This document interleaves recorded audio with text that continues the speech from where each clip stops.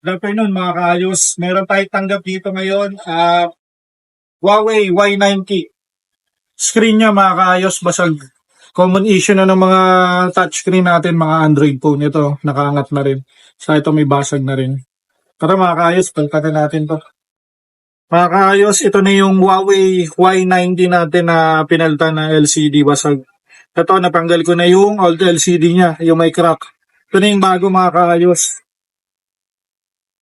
Testingin muna natin ito mga kaayos bago natin isarado. Nga mga kaayos, nagbukas na.